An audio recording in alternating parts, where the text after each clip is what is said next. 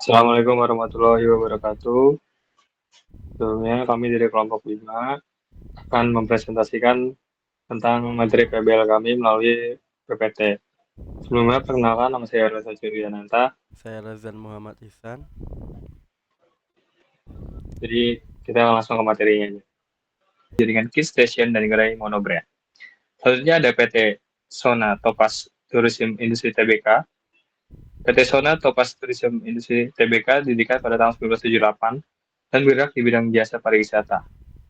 Seiring perkembangan usaha, restoran mengembangkan bisnis toko bebas biaya melalui anak perusahaan PT Inti, Dufri Promosindo, dan PT Arta Mulia Indah yang didukung oleh Duty Free Shop atau DFS dari FMH sebagai mitra utama. Selain itu, perseroan juga mengelola toko convenience goods bagi wisatawan, serta tetap mempertahankan kegiatan usaha jasa wisata sebagai bagian dari operasionalnya. Lalu ada PT Damai Sejahtera Abadi atau UFOA. UFOA adalah salah satu perusahaan yang bergerak dalam bidang elektronik dan furnitur. Didirikan pada tahun 2004 dan berpusat di Surabaya, Jawa Timur. UFOA selalu berusaha memberikan yang terbaik bagi pelanggan. Keinginan memberikan yang terbaik menjadi kekuatan utama menciptakan jaringan pemasaran yang luas di Indonesia. Lalu selanjutnya kita ke analisis fundamental. Macroeconomic overview. Pertumbuhan PDB Indonesia yang stabil di kisaran 4,94% sampai 5,17% selama 2023 sampai 2024 menunjukkan kondisi ekonomi yang relatif kuat dan mendukung sektor retail yang tergantung pada daya beli masyarakat. Peningkatan PDB pada awal dan akhir tahun umumnya mendorong konsumsi dan penjualan retail. Sementara perlambatan pada Q3 mencerminkan kehati-hatian konsumen, terutama pada barang non kebutuhan pokok. Secara keseluruhan, stabilitas PDB di sekitar 5% menjadi fondasi penting bagi kinerja sektor retail dan mencerminkan dinamika pertumbuhan ekonomi nasional. Selanjutnya ada analisis rasio kinerja keuangan. Berdasarkan perbandingan rasio keuangan MAPA tahun 2024 dan 2023, kinerja perusahaan menunjukkan fase penyesuaian dengan arah indikator yang beragam. Likuiditas mengalami penurunan, terutama pada quick ratio, yang mengindikasikan tekanan pada aset lancar meskipun kondisi belum kritis. Dari sisi solvabilitas, struktur permodalan membaik seiring menurunnya rasio utang, sehingga risiko keuangan lebih terkendali. Efisiensi operasional meningkat, tercermin dari rasio aktivitas yang membaik. Namun hal ini belum mampu mendorong profitabilitas yang justru menurun akibat tekanan margin. Sementara itu, rasio pasar menunjukkan valuasi saham yang semakin tinggi mencerminkan optimisme investor namun disertai risiko apabila penurunan laba berlanjut.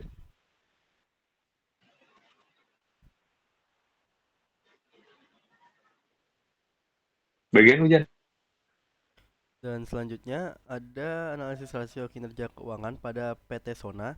Jadinya berdasarkan perbandingan rasio keuangan Sona pada tahun 2024 dan 2023, perusahaan menunjukkan pemulihan kinerja dan penguatan fundamental yang signifikan. Likuiditas dan solvabilitas membaik, mencerminkan kemampuan memenuhi kewajiban jangka pendek serta struktur modal yang semakin sehat. Efisiensi operasional meningkat dan berhasil mendorong peralihan dari rugi menjadi laba, sehingga rasio profitabilitas kembali positif. Dari sisi pasar, kenaikan EPS dan BVPS menunjukkan peningkatan nilai bagi pemegang saham. Meskipun lonjakan per meskipun lonjakan PER dan PBV mengindikasikan evaluasi yang tinggi dan perlu dicermati ke depan. Dan selanjutnya ada pada PT UFOE, yaitu berdasarkan perbandingan rasio keuangan, UFOE pada tahun 2024 dan 2023 perusahaan tersebut menunjukkan peningkatan efisiensi operasional dan profitabilitas yang tercermin dari naiknya rasio aktivitas serta ROA, ROE, dan margin laba.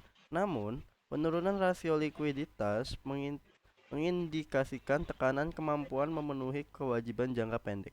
Sementara peningkatan rasio utang menunjukkan risiko leverage yang lebih tinggi. Dari sisi pasar, valuasi saham relatif lebih menarik meskipun ekspektasi investor meningkat. Sehingga perusahaan perlu menjaga keseimbangan antara pertumbuhan laba, pengelolaan utang, dan likuiditas agar kinerja tetap berkelanjutan. Selanjutnya ada pada saham apa? Analisis Five Force Porter menunjukkan bahwa industri specialty retail tempat mapa beroperasi memiliki tekanan persaingan yang tinggi. Persaingan antara perusahaan dan ancaman e-commerce menekan margin keuntungan meskipun pendapatan meningkat. Ancaman pendatang baru bersifat moderat karena kebutuhan modal dan jaringan cukup besar. Namun digitalisasi menurunkan hambatan masuk. Daya tawar pemasok dan pembeli relatif tinggi akibat ketergantungan pada merek global serta konsumen yang sensitif terhadap harga. Sementara ancaman substitusi juga kuat karena produk bersifat non-primer. Secara keseluruhan, keberlanjutan kinerja MAPA sangat bergantung pada diferensiasi merek, efisiensi biaya, dan kemudian beradaptasi terhadap perubahan perilaku konsumen. Selanjutnya ada pada PT Sona. Berdasarkan Five Force Porter, industri pariwisata dan retail duty free, tempat Sona beroperasi memiliki hambatan masuk yang tinggi karena keterbatasan konsesi, perizinan, dan kebutuhan modal, sehingga memberikan perlindungan struktural bagi perusahaan. Namun, tekanan kompetitif tetap signifikan akibat daya tawar pemasok merek global yang kuat, konsumen yang sensitif, dan memiliki banyak alternatif, serta tingginya ancaman substitusi dari belanja lintas negara dan kanal digital. Ketergantungan pada arus wisatawan membuat kinerja Sona rentan terhadap perubahan eksternal, sehingga keberlanjutan bisnis sangat bergantung pada pengelolaan kemitraan strategis dan adaptasi terhadap perilaku konsumen. Selanjutnya ada pada PT Damai Sejahtera Abadi atau bisa disebut UFOE. Berdasarkan Five Force Porter, industri elektronik dan furnitur tempat UFOE beroperasi memiliki tingkat persaingan yang tinggi akibat banyaknya pemain, produk yang relatif homogen, serta tekanan harga dari retail modern dan e-commerce. Ancaman pendatang baru bersifat moderat karena digitalisasi menurunkan hambatan masuk, sementara daya tawar pemasok dan pembeli relatif tinggi sehingga menekan margin keuntungan. Ancaman substitusi juga kuat karena konsumen mudah beralih ke produk alternatif atau menunda pembelian. Secara keseluruhan, keberlanjutan kinerja UFOE sangat bergantung pada efisiensi operasional, diferensiasi layanan, dan kemampuan beradaptasi dengan perubahan perilaku konsumen. Selanjutnya ada analisis teknikal. Analisis teknikal pada Januari sampai September 2025 untuk saham apa, yaitu berdasarkan data tersebut, saham apa memiliki expected return negatif sebesar 0 minus 0,32%, yang menunjukkan potensi imbal hasil yang kurang menarik. Meskipun tetap disertai risiko moderat sebesar 3,74%, kondisi ini mencerminkan hubungan risiko return yang kurang optimal karena investor menanggung fluktuasi harga tanpa kompensasi keuntungan yang memadai. Oleh karena itu, saham apa cenderung kurang efisien dalam portofolio, kecuali terdapat perbaikan kinerja atau sentimen positif yang dapat meningkatkan prospek return di masa mendatang. Dan selanjutnya ada di PT Sona, ya apa saham Sona itu berdasarkan hasil pengukuran, saham Sona memiliki expected return sebesar 0,27% dengan tingkat risiko yang cukup tinggi sebesar 7,31%. Kondisi ini menunjukkan bahwa potensi imbal hasil yang diharapkan relatif terbatas.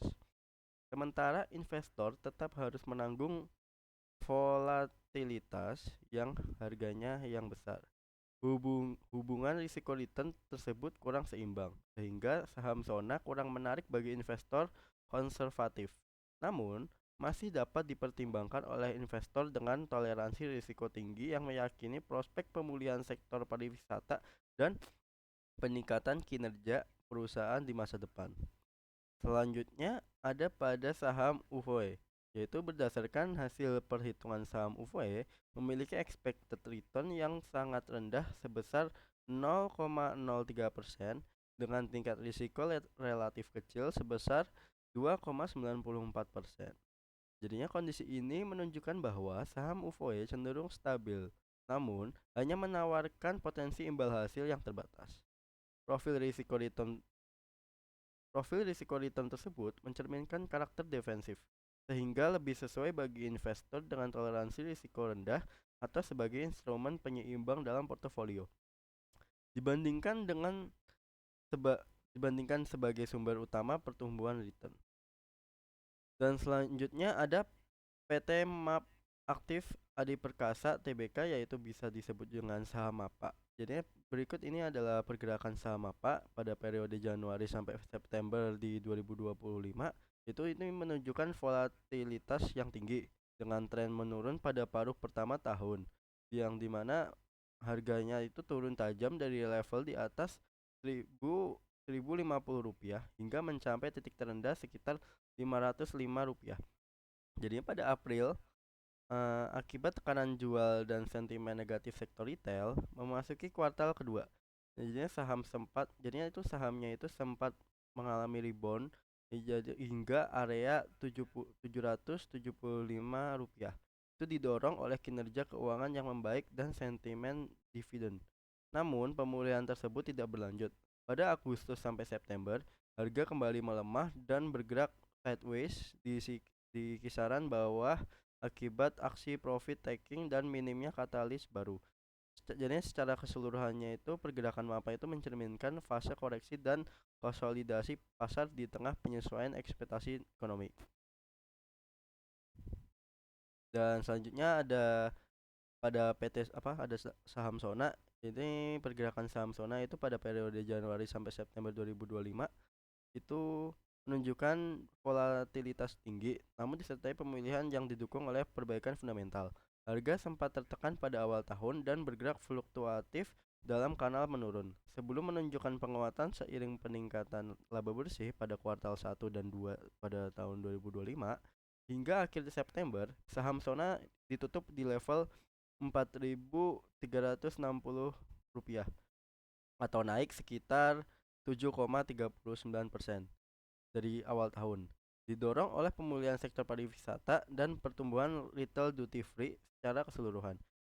Pergerakan ini mencerminkan fase transisi menuju stabilitas harga yang lebih ditopang oleh kinerja operasional perusahaan. Selanjutnya ada pada saham UVOE. Jadi pergerakan saham UVOE pada periode Januari sampai September 2025 diawali dengan tren menurun dan fase konsolidasi panjang, di mana harga turun dari sekitar Rp222 ke kisaran Rp180 sehingga Agustus akibat koreksi pasar. Memasuki September, sehingga mengalami lonjakan tajam hingga menembus 350-an, didorong oleh aksi akumulasi internal dan rilis kinerja keuangan yang membaik. Kenaikan yang tidak biasa ini bahkan memicu pengumuman unusual market activity atau bisa disebut UMA dari BI.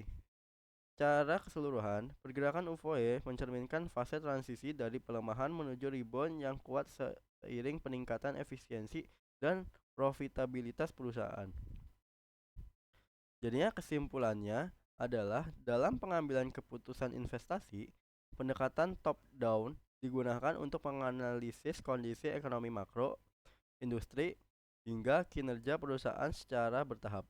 Sedangkan analisis teknikal berfokus pada pola pergerakan harga di historis untuk menentukan timing beli dan jual saham. Analisis teknikal memanfaatkan berbagai indikator seperti moving average, MACD, RSI, dan Bollinger Bands untuk mengidentifikasi tren, momentum, serta potensi pembalikan harga. Sehingga analisis fundamental menilai nilai intrinsik perusahaan dan analisis teknikal menekankan psikologi pasar. Keduanya saling melengkapi. Kombinasi fundamental yang kuat dengan konfirmasi teknikal yang tepat memungkinkan investor menyusun strategi investasi yang lebih komprehensif, terukur, dan adaptif terhadap fluktuasi pasar. Baik, sekian dari kelompok 5 untuk presentasi tentang PBL sahamnya. Jika ada kekurangan mohon dimaafkan. Sekian. Wassalamualaikum warahmatullahi wabarakatuh.